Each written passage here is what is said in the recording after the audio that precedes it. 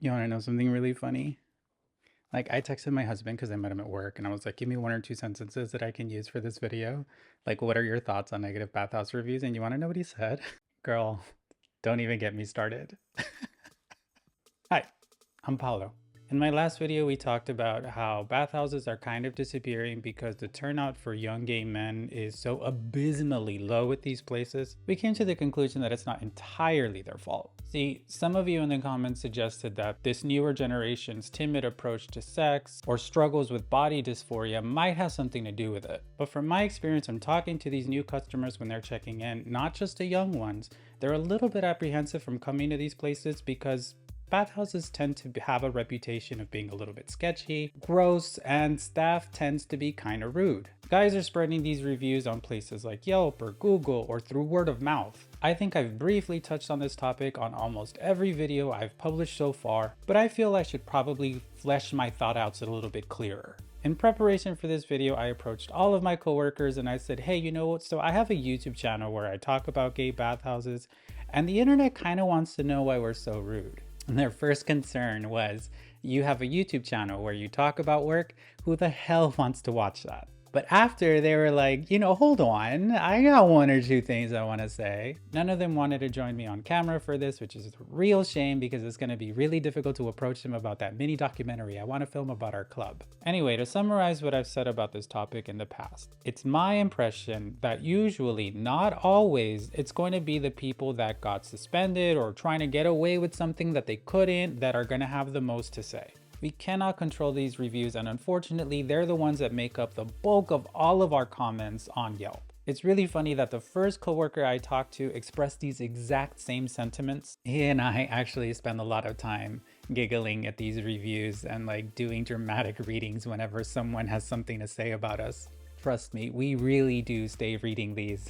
So I tried my best to sift out those reviews and instead focus on people that didn't explicitly express that they were somehow banned or suspended for one reason or another. And after carefully reviewing the remaining comments, the most common criticism is that we tend to be rude. Are we though? Look, I wanted the answer to be no so bad because I wanted to make us look good up here. But oh my God, every colleague that I talked to basically said, yeah, so what? Look, let me explain. None of them said we are purposely trying to be rude. Only that they understand that it can definitely come across that way. In some form or another, they all individually agreed that this job sort of hardens you and makes you a little jaded after a while. One of my cleaners said that because of his position as a floor attendant, he often feels customers try to humiliate him somehow. Another cleaner agreed that customers tend to feel like they're somehow entitled to something. It's easy to see where they're coming from because all of my floor guys are Latinos and they speak only enough English to get them by. A lot of people wrongfully assume that they're undocumented or they're getting paid under the table, so they feel that humiliation and entitlement is coming from a place of either classism or racism. While that might be true in some very specific cases, even if it wasn't, that entitlement that we all agree that many customers carry comes from a fundamental misunderstanding on their part about the kind of services that we provide. Let me explain. Look, several commenters after my last video suggested that maybe people are staying away from these places because they can be a little bit uninviting. Maybe if we had a bar or cute little hot hand towels in the bathroom, cucumber, lemon waters by the swimming pool,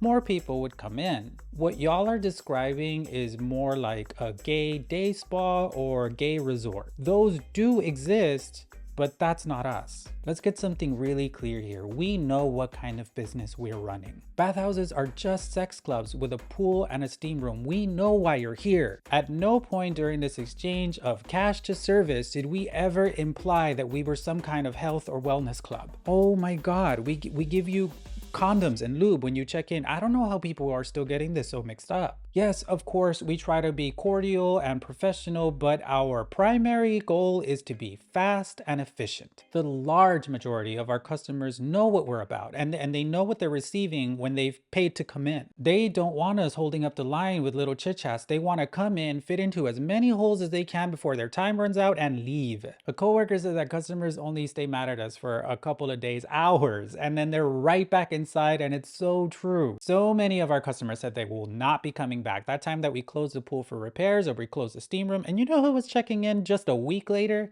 Those exact same customers. Oh, we raised the price by $2 and you're never coming back? Whatever, man. See you next Friday. I am making myself so mad talking about this.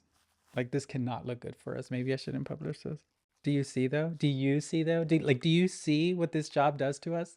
I surveyed some customers that I knew would give me their honest opinion. And it's really funny that they all had the exact same thing to say. We are not rude, but it is so obvious that we play favorites. Most of them said that they believe we favor people that we think are hot. And let me just tell you right now, that is not true.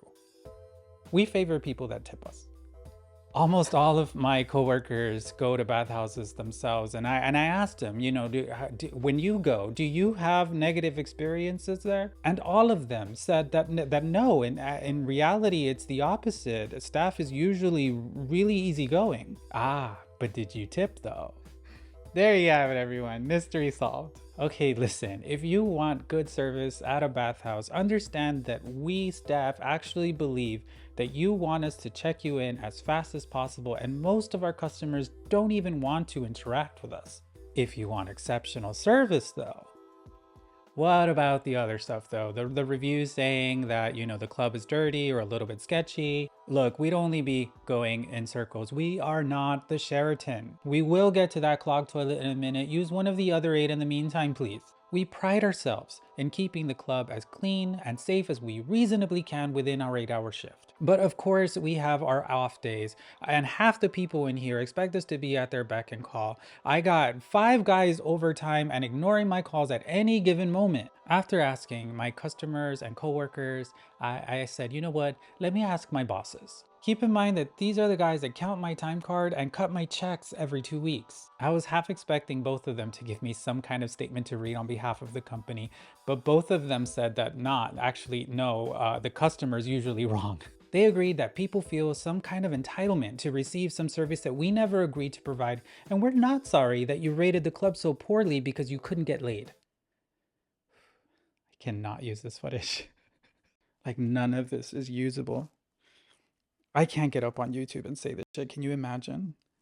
Listen, when I started this channel, I said that I would give it to you guys straight and I would never sugarcoat anything. And if the answer to the question, are we rude, is yes, actually, then I'm just gonna have to run with it.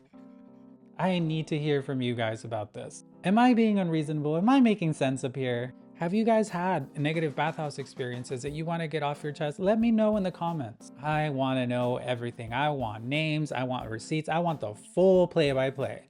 Listen, I've met so many fantastic and interesting people working at a bathhouse. I love this industry so much that I started a YouTube channel about it. If I hated working there, I would have quit a long time ago. I said in the past that it was never my intention to convince someone to come into these places. I simply just want to document a part of queer history that is kind of disappearing. With everything that I've said today, have I changed my mind? Do I think you should ignore negative comments on Yelp and give bathhouses a try?